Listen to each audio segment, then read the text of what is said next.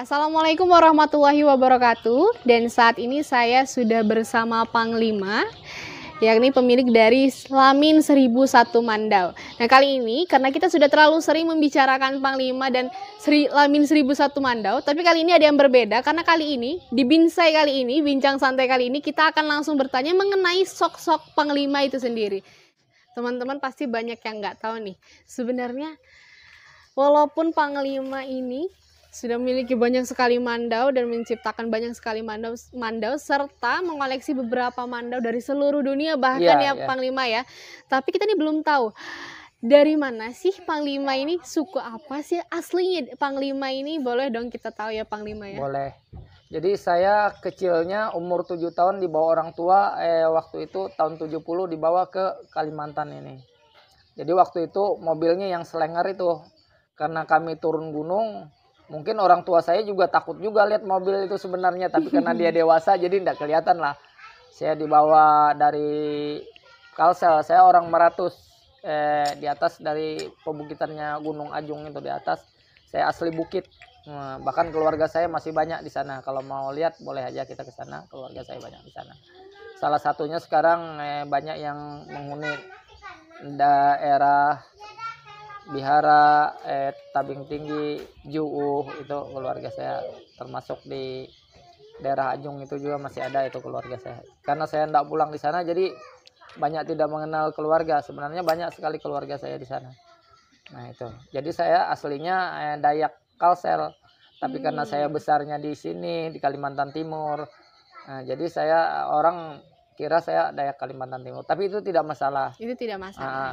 Karena saya juga tidak mau dibilang membuang kampung halaman, makanya Facebook saya itu namanya di situ ada Raja Mandau dari Selatan. Artinya saya tidak pernah melupakan kampung halaman sendiri, tapi tetap dengan ujungnya Raja Mandau dari Selatan itu loh. Selatan itu selalu ada di hati saya walau saya meninggalkan kampung halaman, karena mungkin takdir yang membawa saya ke sini.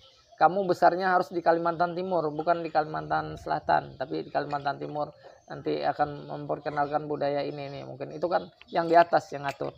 Buktinya kalau ngikuti hidup saya bukan seorang budaya atau seni, karena saya orang preman dulunya yang tidak ada bayangan sekali untuk berbuat baik atau apa.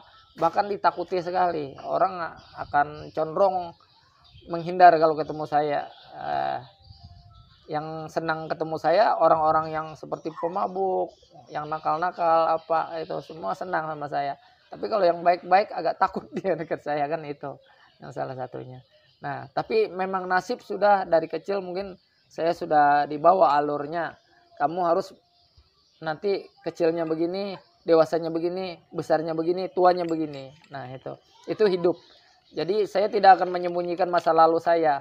Ini loh masa lalu saya. Ngapain saya takut mengungkapkan masa lalu saya? Memang itu loh saya. Hidup manusia itu tidak ada yang bisa mengatur sendiri, tapi Tuhan yang ngatur, yang di atas. Kalau kita mempunyai aturan sendiri, saya tidak mau hidup susah. Pasti mau saya yang paling enak itu mau jadi gubernur saya, kalau saya bisa ngatur. Tapi kan tidak bisa. Nah, itulah saya bilang. Jadi orang jangan pernah menilai orang buruk. Belum tentu dia buruk itu nanti tuanya jangan-jangan dia jadi orang terpandang, jadi tokoh masyarakat. Orang hidup itu kan tidak tahu. Sebentar aja hidup itu kalau mau berubah. Nah itu. Dulu orang tidak mengenal saya. Seputaran paling mengenal orang seputaran Samarinda, Handil, Balikpapan apa. Tidak pernah di luar daerah. Sekarang sudah mengenal saya, bahkan ke mancanegara orang sudah mengenal saya. Sampai Singapura, Malaysia, bahkan sampai ke Jepang itu waktu yang pertama saya tampil. Nah, jadi itu salah satunya. Jadi saya sangat bersyukur kepada Tuhan, juga bersyukur kepada teman-teman yang selalu support saya, tidak pernah putus asa. Ayo kita berjuang untuk budaya, untuk seni. Dan yang ada ukiran di sini kami semua mengerjakannya bersama-sama, berpadu-padu. Jadi saya bilang buat ukiran dengan seleramu. Dengan perasaanmu, itu saya bilang dengan teman-teman, karena ini tidak khususkan satu suku aja, beda sama yang lamin-lamin ada di Kalimantan kan. Misalnya ini laminnya orang Kenyah, ini laminnya orang Dayak, Benua, ini laminnya orang Tunjung, ini laminnya orang apa ini namanya punan, kan enggak begitu. Jadi kalau Lamin 1001 Mandau nih untuk semua yang mempunyai peradaban, siapapun dia, suku apapun, agama apapun, tidak mengenal etnis kita. Intinya mereka ingin berseni dan berbudaya, ayo ngumpul semua di Lamin 1000 Mandau. Itulah kelebihan Lamin 1001 Mandau. Agar budaya Indonesia ini bisa maju, bisa dilihat orang. Yang tadinya tidak dilihat orang, karena menyatu di Lamin bisa dilihat orang. Itu harapan saya. Jangan tenggelam. Kita mempunyai ragam budaya, bersuku-suku, bermacam-macam agama, bermacam-macam bentuk etnis, tapi itu tidak menjadi halangan di sini. Itulah perbedaannya Lamin ini yang punya, menurut saya sangat punya istimewa sekali, karena semua orang boleh. Intinya di sini baik, jangan ada jahat. Intinya baik, jangan ada bahasa persaingan, tidak ada di Lamin ini. Kalau punya budaya ingin menampilkan di Lamin, ayo, agar dunia bisa melihat, agar citra Indonesia itu bukan dilihat orang sebelah mata saja, tapi bisa dilihat orang dengan bahasa wow, Indonesia is the best gitu. Nah itu yang saya mau, itu harapan saya yang terbesar, ingin memperkenalkan budaya-budaya yang ada di Indonesia, bukan Kalimantan saja, tapi seluruh Indonesia. Makanya di sini semua pusaka beragam, hampir seluruh yang ada di Indonesia ini ada pusakanya di sini. Tapi yang saya utamakan adalah khas Kalimantan, karena kita orang Kalimantan. Tapi saya tidak membuang suku-suku lain, budaya-budaya lain, seperti kuda bepang, wodrok, segala macamnya saya yang tidak bisa menyebutkan. Tapi boleh saja di sini tampil. Kenapa? Karena ini tempat budaya, tidak ada batasan, tidak ada larangan, semasi itu orang yang berbudaya. Makanya aku bilang, kalau kita ingin berbudaya jangan bersaing. Kalau bersaing tidak akan maju, percaya dengan saya. Kita akan tenggelam, begitu mau naik, didongkrak. Mau naik, didongkrak. Kapan majunya? Sementara kita sendiri tidak mampu. Kan begitu. Jangan begitu. Budaya tidak boleh begitu. Budaya harus topang menopang. Saling himpun. Kalau perlu seperti pohon bambu, menyatu. Nanti ada yang paling tinggi. Tapi didukung dengan yang di bawah tadi, agar angin tidak terlalu besar meniupnya. Jadi bertahannya lebih baik. Nah itulah harapan saya. Harapan saya kepada orang-orang budaya, maupun orang budaya Kalimantan, Kalimantan Barat, Kalimantan Selatan, Kalimantan Timur, Kalimantan Tengah, termasuk Sulawesi, Jawa, Maluku, segala macam Irian. Umumnya Indonesia, tolong kita majukan budaya kita, seni kita. Jangan berlomba, tapi bagaimana kita memajukan budaya kita bersama-sama agar merata, kenaikannya merata. Orang bisa melihat semua dari sudut pandang manapun, budaya Indonesia luar biasa. Nah itu harapan saya. Jangan lihat budaya ini, aduh budayanya. Jangan. Kita yang harus memotivasinya agar budaya kita ini bagus. Dengan gaya-gaya kita.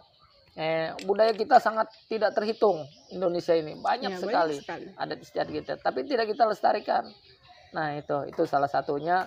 Mungkin harapan yang terbesar sekali itu saya kepada pemerintah. Umumnya kepada Menteri Dinas Pariwisata agar memperhatikan budaya. Jangan sampai budaya kita ini orang yang suku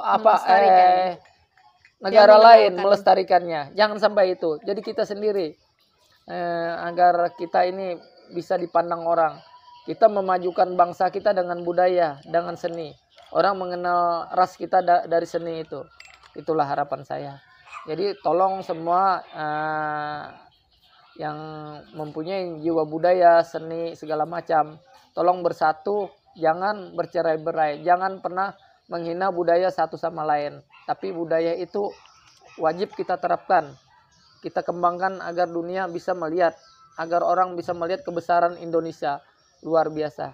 Jadi kalau memang di Lamin 1000 Mandau ini bisa terkenal, bukan Samarinda aja yang bangga, bukan Kutai Kartanagara aja yang bangga, tapi patut yang di Jakarta pun ikut bangga.